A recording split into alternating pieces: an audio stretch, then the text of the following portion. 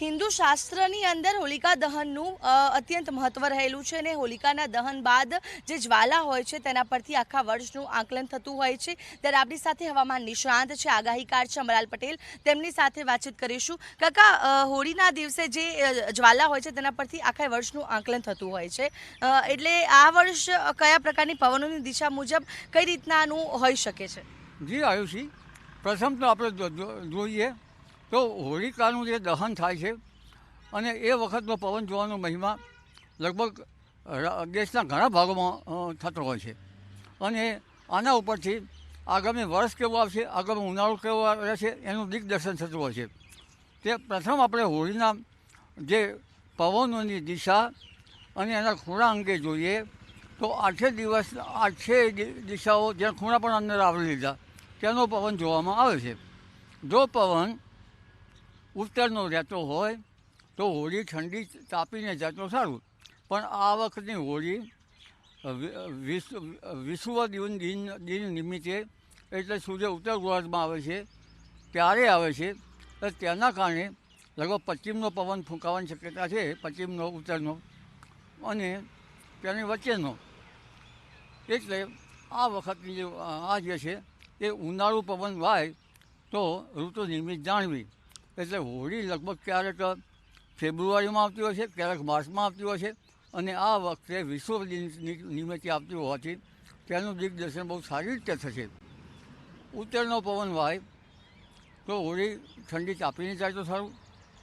જો પવન લગભગ વાયવ્યનો વાય એટલે સૂર્ય પવન વાય તો વાવાઝોડા સાથે પવન સાથે વરસાદ આવતો હોય છે।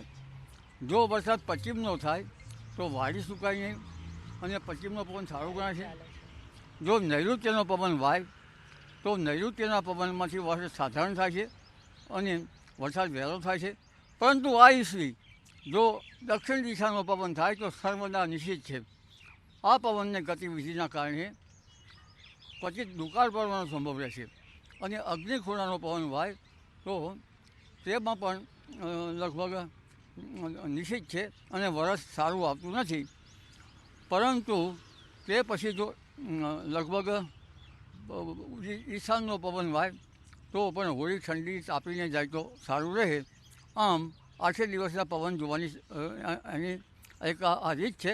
અને જો પવન ચારે દિશાનો ઘૂમરી જતો હોય અને ઉપર જાય પવન તો રાજા પ્રજા માટે આ સમય સારો ગણાતો નથી, પરંતુ સામાન્ય રીતે હોળીનો પવન જે છે ઉનાળુ વાય એટલે પશ્ચિમનો, નૈઋત્યનો કે વાયવ્યનો સૂર્ય પવન, તો ત્યાં સુધી ઋતુ નિર્મિત ગણવી અને ઉનાળો નિર્મિત રહેતો હોય છે।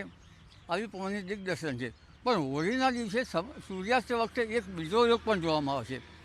સૂર્યચંદ્ર સામે આવે તો એ એક કાળનો ગર્ભ રહ્યો એમ ગણાય છે।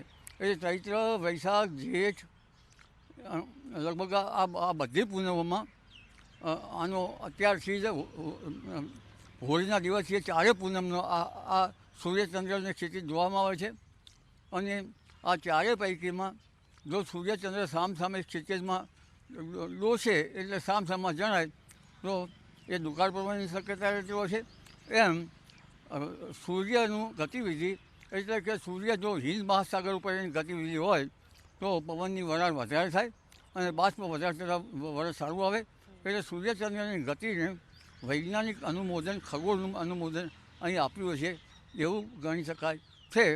જી આયુષી, બિલકુલ। તો જે રીતે ચારેય દિશા અને ચારેય ખૂણાથી જે પવનોને જે જોવામાં આવે છે અને જે રીતે હોળીની જ્વાલા હોય છે તે કઈ દિશામાં જાય છે, પવનો કઈ દિશામાં છે, તે મુજબ જ આખા વર્ષની ઋતુઓ કેવી રહેશે તેનું અનુમાન છે તે લગાવવામાં આવતું હોય છે। ત્યારે આ વર્ષે હોળી એકા દહન બાદ કયા દિશામાં પવન જાય છે અને તે આવનારું વર્ષ કેવું દર્શાવે છે તે જોવું રહ્યું। કેમેરા પર્સન મનીષ વાણિયા સાથે આયુષી યાજ્ઞિક, સંદેશ ન્યૂઝ, ગાંધીનગર। હવે જે છે ને राज्य में एक तरफ